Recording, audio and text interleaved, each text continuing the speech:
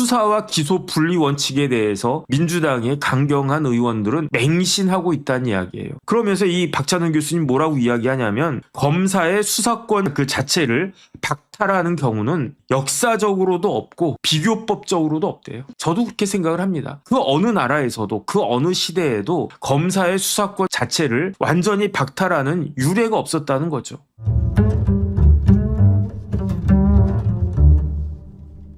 박찬훈 교수는 어떤 분이냐면은 민변 출신이에요. 그래서 사법연수원 16기니까 이재명 대통령보다 연수원 기수가 2개가 빠른 거죠. 그랬는데 그 옛날에 사법시험 합격하셨음에도 불구하고 뭐 이렇게 판사나 검사나 이런 거 하지 않고 그냥 변호사 개업을 했어요.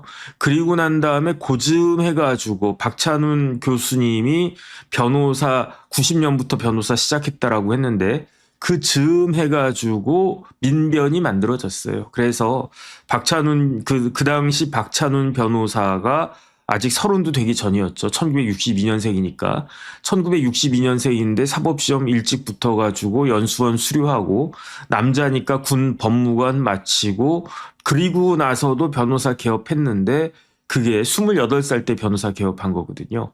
근데 그때쯤 해가지고 우리나라에 1990년 그 즈음 해가지고 그 민변이 생겼는데 창립 멤버는 아니었지만 그 초기 멤버였어요. 그래서 박찬훈 교수가 그 민변에 들어갔을 때 민변 회원이 한 50명 정도인가 뭐 그 정도밖에 안 됐었대요. 그래서 변호사 생활을 하시다가 그러다가 한양대 출신이거든요. 모교인 한양대에 그 교수가 되셔가지고 지금까지 한양대 교수로 쭉 그 봉직하고 계신 분인데 우리나라의 대표적인 진보 법학자 중에 하나라고 보시면 돼요. 박찬훈 교수가. 그래가지고 예컨대 뭐 국가인권위원회 같은 데서도 뭐 국장으로도 근무하시고 그 다음에 국가인권위원회 상임위원이면 차관급 정도 될 겁니다.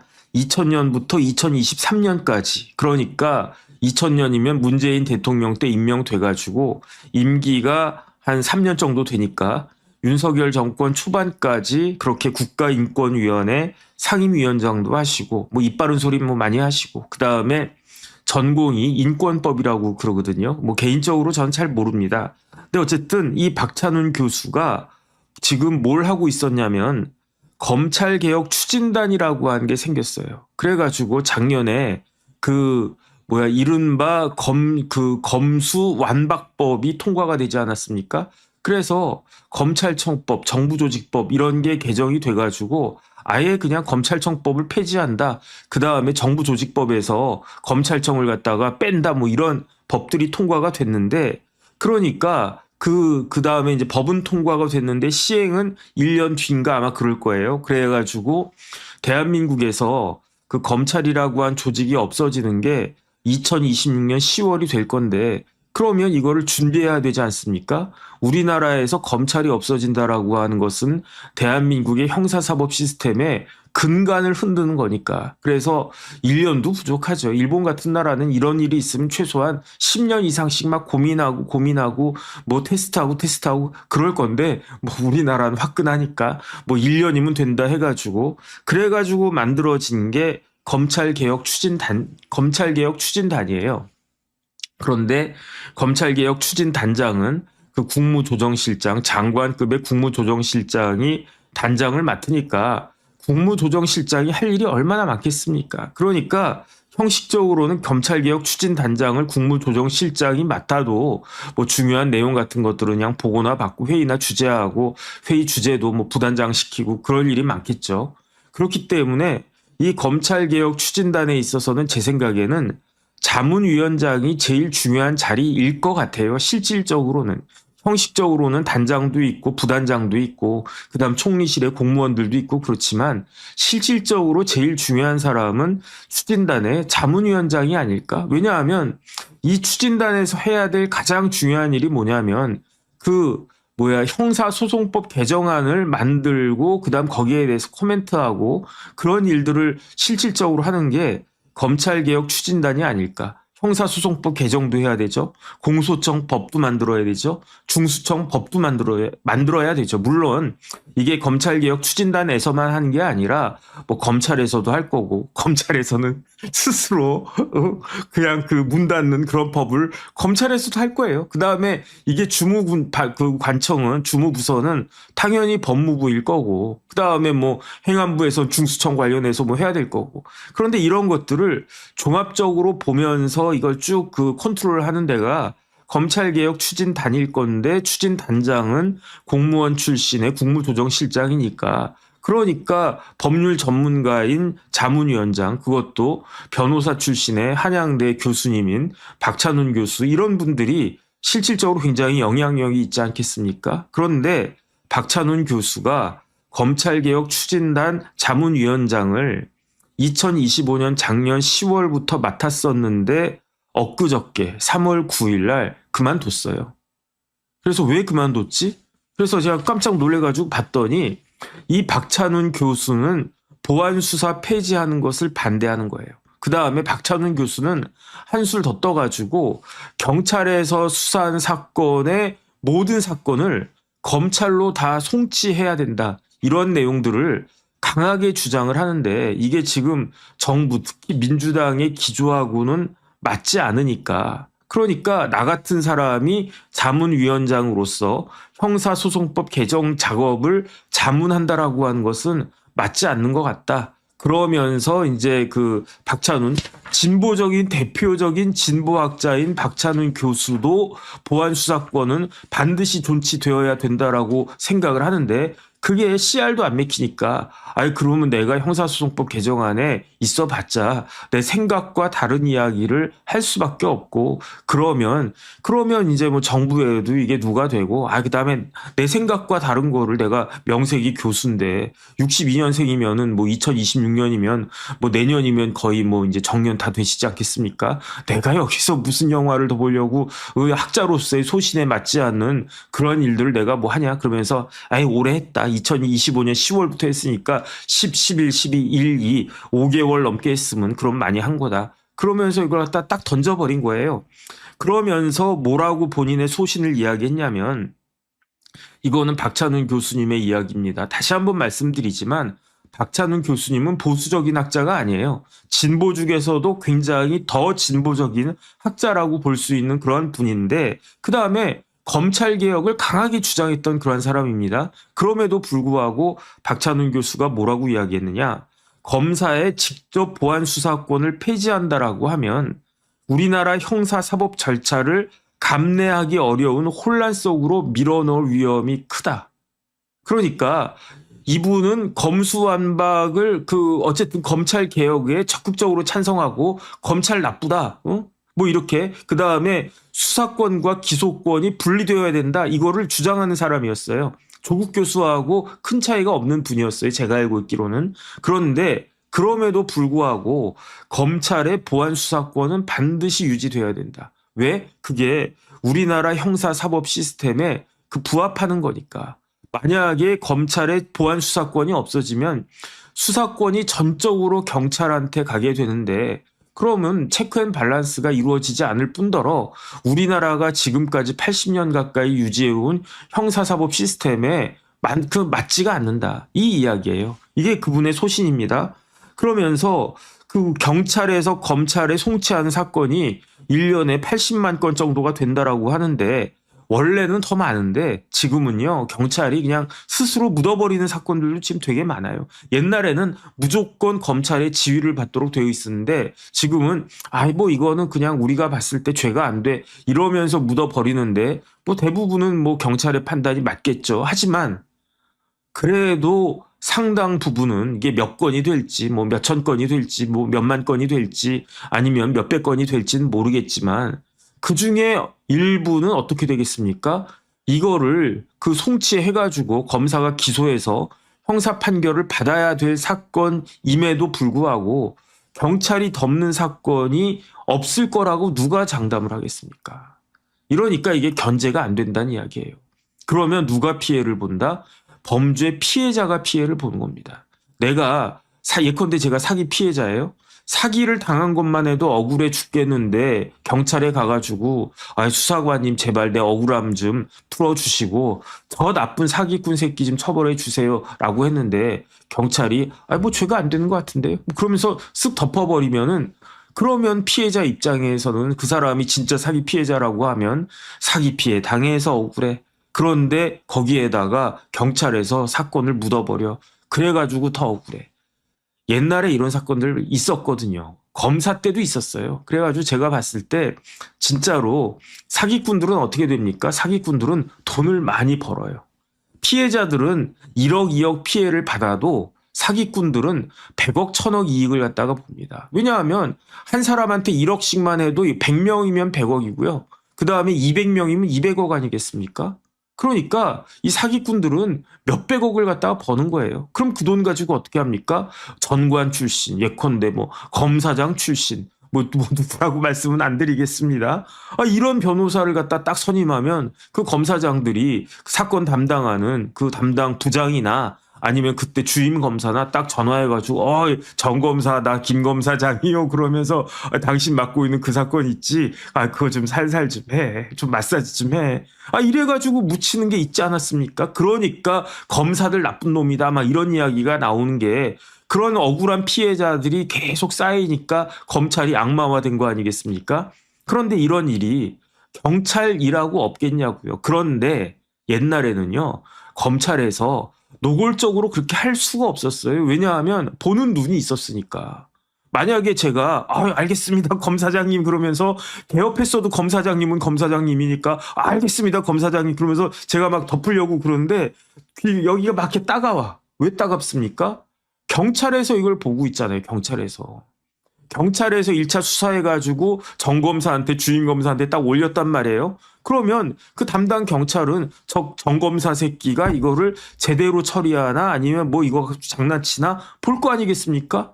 그런데 내가 모셨던 검사장님이 변호사 개업해가지고 정검사 이것 좀 어쩌고 저쩌고 해. 옛날 같으면 알겠습니다 그러면서 경찰이 뭐라고 그러든 내가 검사요 이러면서 갈 수 있는데 지금은 그랬다가는 큰일 나거든요. 더군다나 검사는 잃을 게 있잖아요. 뭘 잃을 게 있습니까? 만약에 그 부패검사 정혁진이가 딱 걸렸어. 그럼 어떻게 되겠습니까? 까짓거 나가서 변호사나 하지 라고 할 수 있는 게 검사인데 그런데 부패검사 낙이 찍혀가지고 그래가지고 문제가 되면 변호사 개업을 못한다고요.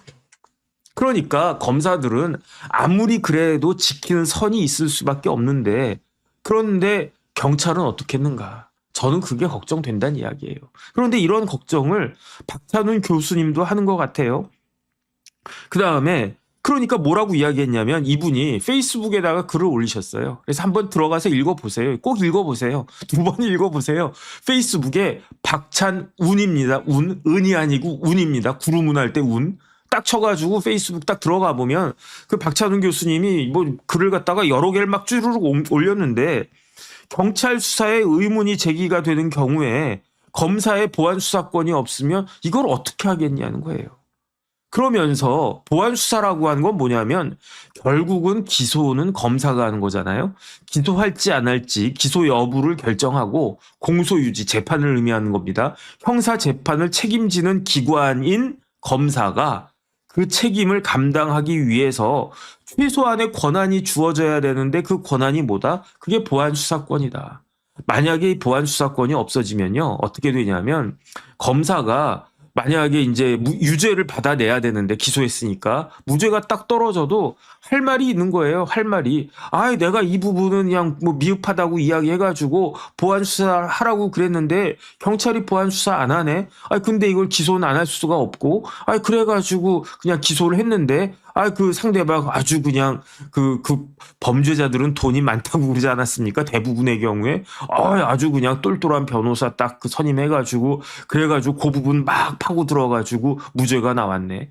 옛날 같으면요. 지금 같으면 뭐 지금이나 옛날이나 어쨌든 그런 경우에는요. 검사가 기소했는데 무죄가 뜨면요. 그거는 검사 입장에서는 진짜 망신을 넘어서 쪽팔린 일이었거든요. 그런데 이제는 제가 봤을 때는요, 그냥 그 공소청은 경찰이 올린 사건 기계적으로 기소하는 그러한 정도 역할밖에 못하는 그러한 그 뭐 기관이 될 가능성이 높지 않나, 저는 그런 우려가 되게 많이 있고요, 지금. 그렇게 안 됐으면 좋겠는데, 그렇게 되면 어떻게 되겠습니까? 형사사법 시스템이라고 하는 것은 촘촘해야지, 그래야지 범죄자들을 잡을 수 있단 말이죠. 그런데 이렇게 되면은 형사사법 시스템이 듬성듬성해지는 거예요. 제가 다시 한번 말씀드리지만 범죄 피해 당하시면 안 됩니다. 특히 사기 같은 거 당하시면요, 그냥 돈 날리는 거예요. 이거 가지고 어떻게 할 수가 없어. 옛날 같으면 사기 피해를 딱 당하면 좋은 검사 만나면 그 검사가 밤잠 안 자고 사건을 파헤쳐요. 그래가지고 그 사람을 형사처벌을 갖다가 해요. 그럼 구속이 된단 말이죠. 그러면 그 범죄자는 어떻게든 나오기 위해서 피해자하고 합의를 갖다가 하고, 합의가 안 돼도 어쨌든 그 형사사건 자료 가지고 민사소송해서 유리하게 해가지고 민사소송 이기고, 이게 거의 우리나라 국룰처럼 쭉 됐었었는데, 과연 앞으로 이게 그 내년부터는 올 10월 달에 이제 검찰청 없어지면 이런 일이 얼마나 작동할까, 그런 생각이 듭니다. 그러니까 어쨌든 진보학자 박찬훈도 뭐라고 이야기했느냐. 보안 수사권이라고 하는 것은 기소 여부를 결정하고 공소 유지를 책임지는 기관인 검사가 그 책임을 감당하기 위한 최소한의 사실 확인 권한을 갖도록 하는 권한이 보안 수사권이라고 하는 건데, 그것마저도 없애버리면 그러면 어떻게 하냐, 이 이야기인 거죠. 그러면서 진정한 의미의 검찰 개혁이 있어야 되는데, 그런데 지금 민주당의 검찰 개혁은 이거는 망하기 일보 직전이다, 그런 이야기예요. 이유가 5가지 있는데, 첫 번째는 수사와 기소 분리 원칙에 대해서 민주당의 강경한 의원들은 맹신하고 있다는 이야기예요. 그러면서 이 박찬훈 교수님 뭐라고 이야기하냐면, 검사의 수사권 그 자체를 박탈하는 경우는 역사적으로도 없고 비교법적으로도 없대요. 저도 그렇게 생각을 합니다. 그 어느 나라에서도 그 어느 시대에도 검사의 수사권 자체를 완전히 박탈하는 유례가 없었다는 거죠. 그런데 검사는 어떤 기관이냐? 기소하기 위한 기관이거든요. 그런데 기소가 되기 위해선 뭘 할 수 있어야 됩니까? 수사를 해야 된다는 이야기죠. 그러니까 수사한 사람이 기소하고 재판하는 게 그게 가장 효율적인 거 아니겠습니까? 그러니까 검사에게 수사권이 있어야 되는 게 그게 당연한 거고, 그랬기 때문에 우리나라가 지난 80년 동안에 대한민국 검찰이라고 하면 굉장히 수사 잘하고 범죄 잘 잡아내는, 범죄와의 전쟁에서 맨날 이기는 그러한 조직이 검찰이었는데, 지금은 그걸 기대하기가 어려워지지 않을까, 그런 생각이 드는 거고요. 그 다음에 수사권하고 기소권을 분리하는 것 자체가 목적이 될 수 있겠습니까? 그거는 목적이 될 수가 없잖아요. 수사권하고 기소권을 분리하는 게 그게 어떻게 목적이 되겠습니까? 중요한 건 뭐냐면은 수사를 왜 합니까? 범죄자를 잡으려고 수사하는 거잖아요. 수사를 왜 합니까? 그 억울한 사람 생기지 않게 하기 위해서, 그래서 있는 게 그러한 조직이 검사고 판사 아니겠습니까? 그러니까 그거 자체가, 수사와 기소를 분리하는 것 자체가 목적이 될 수는 없고 수단인데, 지금 민주당은 수사와 기소를 분리하는 것 자체를 마치 목적인 것처럼 착각하고 있는 것 같다. 그 다음에 지금 민주당 국회의원들 중에 검찰권의 남용으로 인해 가지고 피해를 입은 사람들이 많다고 해요. 대표적인 사람이 누굽니까? 이재명 대통령이잖아요. 그런데 중요한 건 뭐냐면, 제가 예컨대 민주당이 어떤 송영길 의원이라고 쳐요. 송영길 대표가 검찰권에 의해서 내가 피해를 입었어. 그러니까 저 검찰놈들을 가만히 있으면 안 되겠어. 조져버려야 돼. 조져버리는 걸로도 안 돼. 아예 그냥 씨를 말려야 돼. 이러고 있는 것이 아닌가. 그건 뭐냐면요, 박찬훈 교수의 이야기에 의하면 개인적인 피해 경험이 정책 판단의 기준이 되었다는 이야기인 거죠. 아무런 법적인 논리가 없이 나 억울해, 나 진짜 열 받았어, 그러니까 쟤네들 그냥 싹 없애야 돼, 이런 거 아니겠는가. 그러면 어떻게 되겠습니까? 부작용이 훨씬 더 크지. 그 다음에 3번째로 박찬훈 교수 이야기입니다. 검사 집단을 악마화한다는 이야기예요. 그러니까 옛날에 그 광고 카피 중에 여자라서 행복해요, 이런 거 있지 않았습니까? 남자라서 뭐 그냥 그래요. 뭐 저는 남자라서 뭐 행복하지는 않고 어쨌든 뭐 남자라서 그냥 그래요. 근데 그 박찬훈 교수의 이야기에 의하면 제가 예컨대 검사라고 하면 검사라서 악마예요. 이렇게 된다는 이야기예요. 지금 민주당이 검찰을 악마화하고 있다는 이야기죠. 그러니까 이거는 왜 이렇게 됐겠습니까? 왜 이렇게 검찰이 그야말로 조롱의 대상이 되고 있어서는 안 돼. 반드시 국가 운영에 있어서 필요한 기관이 검찰인데 어떻게 있어서는 안 되는 악마 같은 존재가 되어버렸는가. 저희가 연수원 다닐 때 검찰 교수님들 오셔가지고 첫 일성이 그거였어요. 우리 검찰은 우리 사회에 거악을 척결하는 조직이다. 그러면서 뜻 있는 사람들은 검찰에 지원하시오 막 그랬단 말이에요. 그런데 지금은 뭐가 됐냐면 거악을 척결하는 집단이 아니라 거악 자체가 된 것이 아닌가. 근데 저는 검찰이 할 말이 없다는 생각이 들어요. 왜냐하면 검수완박 검찰을 없애는데 앞장서고 있는 사람들이 누굽니까? 민주당 국회의원 중에서도 법조인들 중에서도 누구? 검사 출신들 중에서도 누구? 제일 꼭대기까지 올라갔던 사람들. 검찰총장 빼고 고검장까지 넘버 2자리까지 올라갔던 누구 이런 분들이 검찰 없애야 된다. 검찰 뭐 나쁜 새끼다. 이거 제일 앞장서고 있지 않습니까? 그러니까 할 말이 없는 거예요. 제가 봤을 때. 그 다음에 검찰이 폐지하게 되는 단초를 만들어준 사람이 누구냐. 저는 그게 윤석열 대통령이라고 생각을 하거든요. 윤석열 대통령이 지난 정권에 검사들 막 우르르 이렇게 뽑아가지고 심지어 총리 비서실장까지도 검찰 출신들 이렇게 뭐 쓰고 그러다 어떻게 되겠습니까? 엄하게 계엄 해가지고 정권 갖다 바치니까 낼름 받아먹은 정권이 일단 윤석열 악마화 시키면서 윤석열 정말 악마냐? 거기 그 사람이 몇십 년 동안 속해 있었던 그 조직이 악마다. 이렇게 된 거 아니겠습니까? 할 말은 없는데 이런 식으로 검사 집단에 대해서 악마화 시켜서 검찰이라고 하는 제도를 없애면 우리 사회가 어떻게 유지가 될 수 있겠는가. 되게 검찰에 권한 남용하는 그러한 사례를 비판한 것하고요. 검찰이라고 하는 조직 자체를 없애는 것하고는 하늘과 땅 차이입니다. 그러니까 검사 중에서도 나쁜 놈들 많죠. 저도 압니다. 누가 나쁜지 알아요. 그 다음에 부패 검사 뭐 누구 유명한 사람이 있었습니다. 옛날에는요 진짜 검사해가지고 그 집안을 일으킨 사람도 있대요. 검사해가지고 하도 돈을 많이 받아가지고 그냥 집안 자체가 그냥 풍족해졌대요. 옛날에 호랑이 담배 피워 먹던 시절. 뭐 그런 얘기 저한테도 들렸으니까. 그렇다고 하더라도 그러면 지금도 그런 놈들이 있으면 그런 놈들 찾아가지고 그냥 아예 그냥 박살을 내버려야지. 그런 사람들을 박살을 내야지 왜 검찰 자체를 박살을 갖다가 내버리는가. 저는 일단은 이거를 제가 걱정하는 게 아니라 다시 말씀드리지만 박찬훈 교수님이 걱정하고 있는 겁니다. 그 다음에 박찬훈 교수가 제도개혁에 대해서 위험한 환상을 가지고 있다. 누가? 민주당이. 법만 바뀌면 현실이 즉각적으로 바뀌냐? 말도 안 되잖아요. 법만 바뀌면 현실이 알아서 거기 쭉 따라가 줍니까? 어쨌든 법이 바뀌어도 현실을 따라오게 하려면 무지무지한 노력이 있어야 되는데 제도의 작동은 법문이 바뀐다라고 해서 제도가 막 하는 게 아니고 축적된 운용의 결과가 있어야 되는 거 아니겠습니까? 대표적인 게 어디냐면 그게 공수처잖아요. 공수처 딱 만들면 우리나라가 뭐 아주 근사한 나라가 될 줄 알았다는 거 아니었겠습니까? 그런데 공수처 지금 뭐 합니까? 제가 좀 이따 말씀드리겠지만 이런 케이스에 있어서는 지금 공수처가 만약에 제대로 된 공수처라고 하면요. 그야말로 추상 같은 칼날을 휘두를 때가 지금 공수처인데 지금 뭐 하고 있습니까? 아무것도 안 하고 있지. 그런데 이렇게 급격하게 구조를 변경하면 공백이 생기고 혼란이 생기고 그다음에 예측 불가능한 부작용이 생기는데 이렇게 되면 누가 피해를 보겠습니까? 이렇게 바뀐다고 뭐 돈 많은 사람들이 피해를 입겠습니까? 고위 공무원들이 피해를 보겠습니까?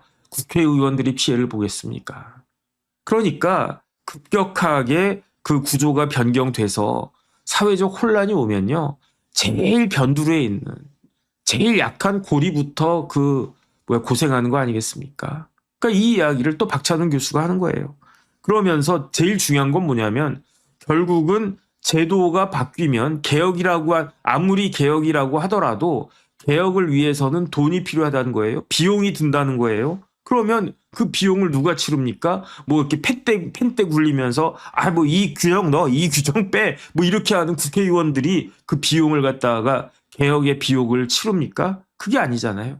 그 비용을 국민이 치르는 것이다. 그러니까 사회 전체의 관점에서 어떻게 하는 게 이익이고 어떻게 하는 게 손해이고 이걸 갖다 비교 형량해가지고 가장 합리적인 방법으로 나아가야 되는데, 그런데 박찬훈 교수의 결론에 따르면은 보안 수사권이 유지가 되는 게 지금 상황에서는 가장 합리적인 것이다. 이 이야기를 했단 말이죠. 근데 아마 어려울 것 같아요. 그런데 박찬훈 교수하고 똑같은 이야기를 한 사람이 있습니다. 그게 누구냐면 이재명 대통령이에요. 이재명 대통령이 개혁의 목표가 검찰의 권력을 뺏는 것이 될 수는 없는 거 아니냐.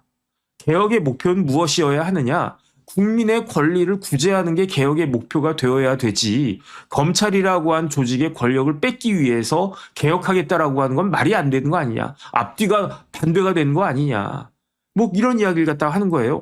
그래가지고 이재명 대통령님이 훌륭한 말씀을 갖다가 하셨네. 그러면서 국민의 권리를 구제한다라고 하는 것은 무엇이냐?